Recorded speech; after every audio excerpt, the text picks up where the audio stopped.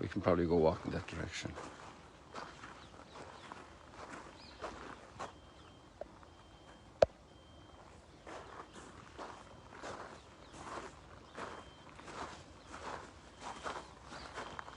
He doesn't hear us because he's got ear things on.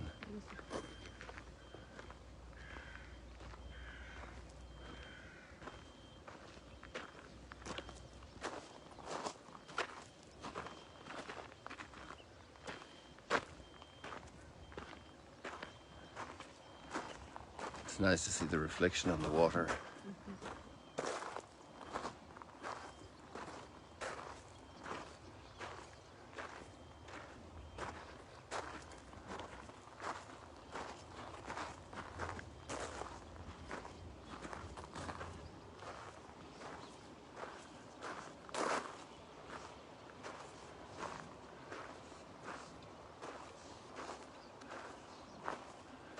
Welcome everybody, Judy and Meg and Denise and Licia and Rosalia and Margaret and Millie.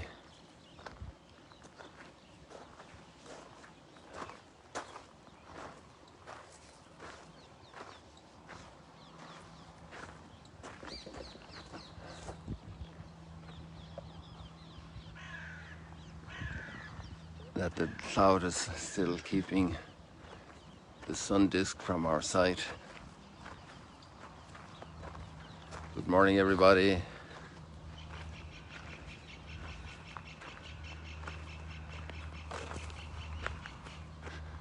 Got that blue heron there, or purple heron. I guess it's purple heron, is it not blue heron? They're probably blue herons as well.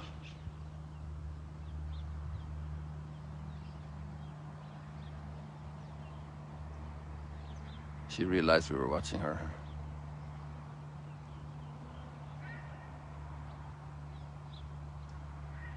It's really beautiful, isn't it? The movement of those wings.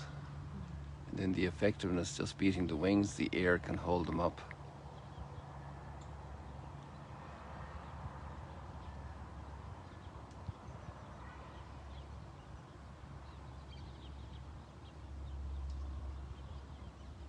That's the longest I've gotten one of these on the camera, and a constant flight.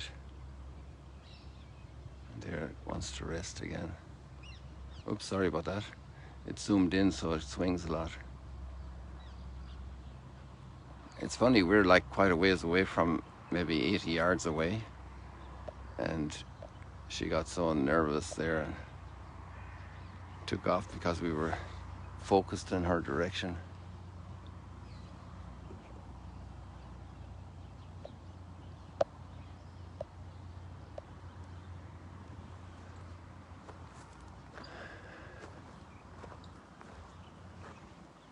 Don't hear many planes, thanks be to God.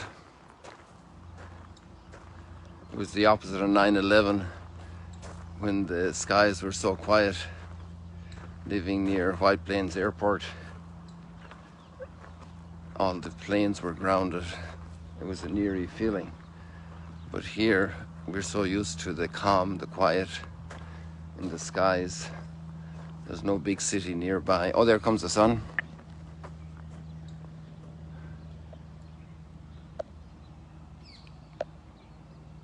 There, we got it.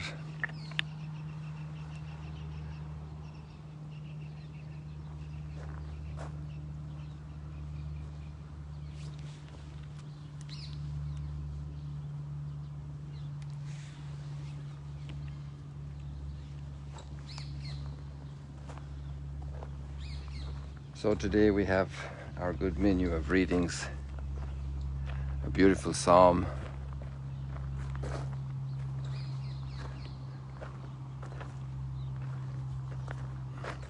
I don't know what thoughts you want to talk about, Celine.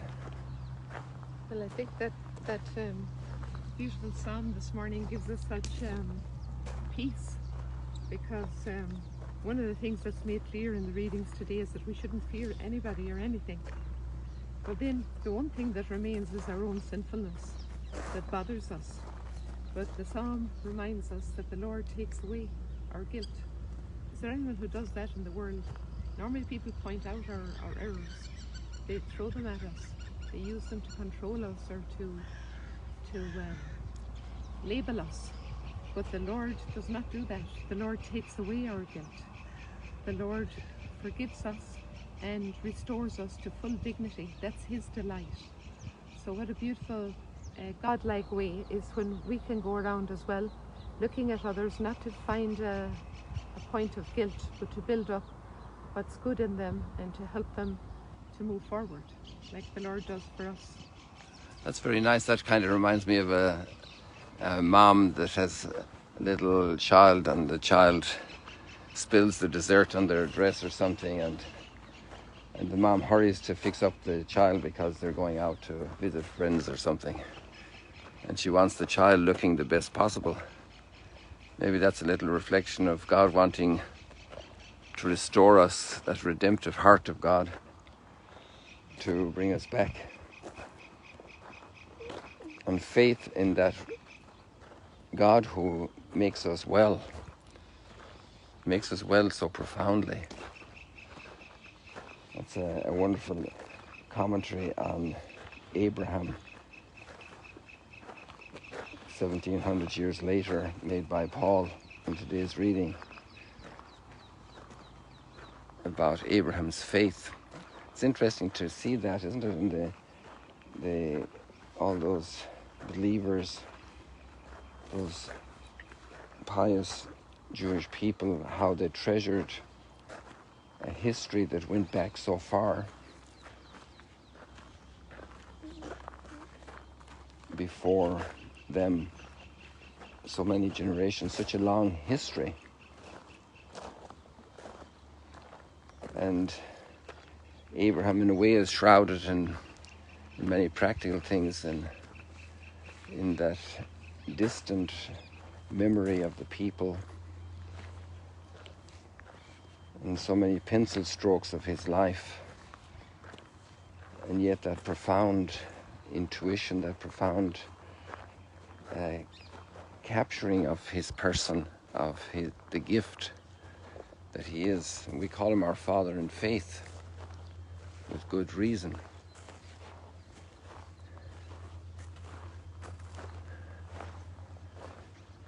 It's also interesting that all of the monotheisms are rooted in his faith,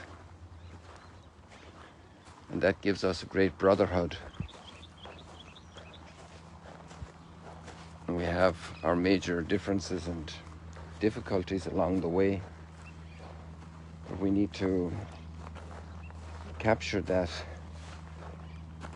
or be aware, be nourished from the root of that tree of faith, that deep root of the response that Abraham gave when God called him repeatedly, and he had to wait so long and be so tried and tested. And then so many others after Abraham, in that record of a life of faith.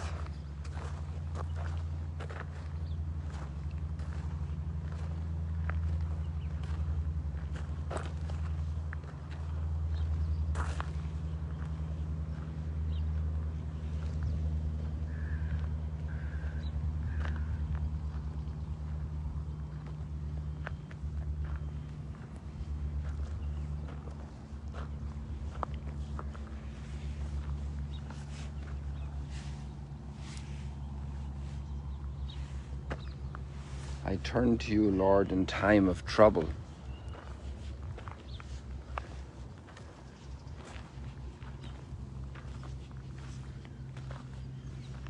Here there are lots of very sharp thorns. We're always looking at the nice flowers, but these thorns are very sharp, very hard. Sometimes working in the fields at home, in the hedges, cutting hedges, and accidentally getting pricked by a thorn. I turn to you, Lord, in time of trouble. and you fill me with the joy of salvation.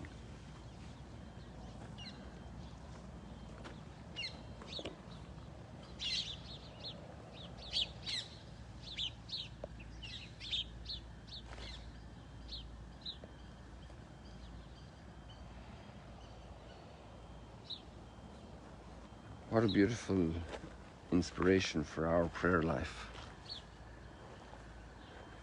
for our lives. I turn to you, Lord, in time of trouble. That's a beautiful manifestation. You know, there are lots of things that we complain about in our world today that we see that are very weak and sometimes very misguided, and yet the whole world rallies in prayer. So many prayer vigils, so many prayer encounters, ecumenical and interreligious also. This is very, very, very interesting. You know, how could you convoke New York City to prayer? But after 9/11, there on Broadway on that Sunday, all the religious leaders of different faith communities came together and they implored help from on high.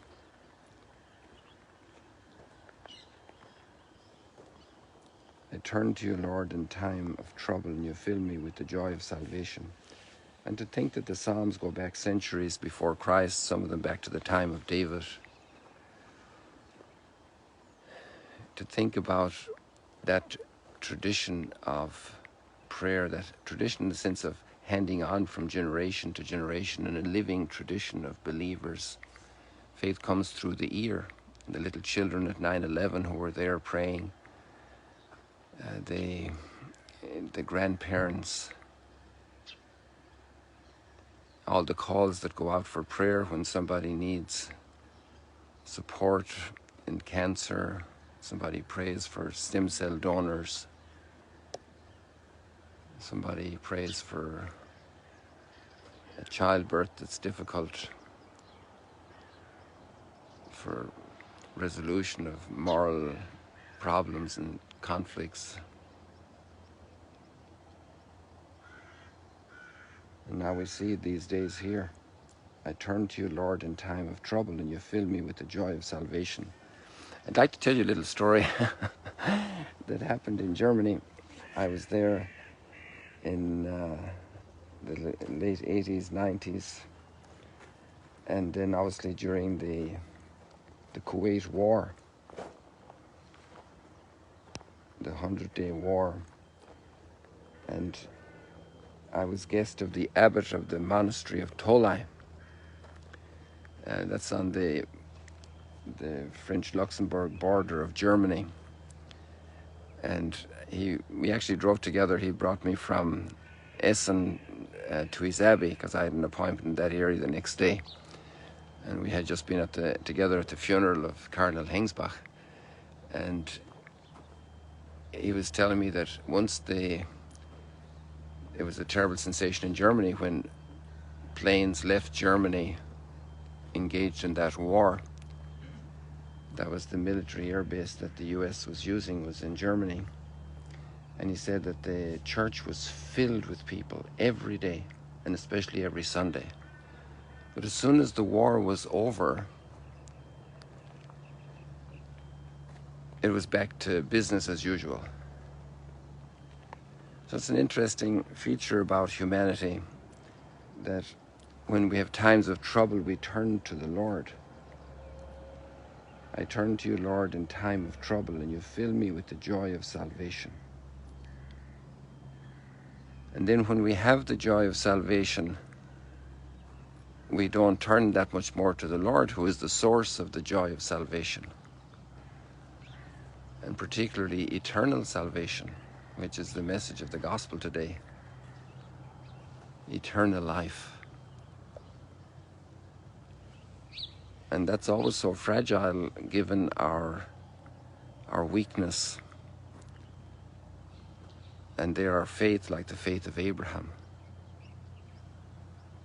standing to us and supporting us like stronger than the trunks of these trees, as they might come down in some storm, but our faith, God will never let us down.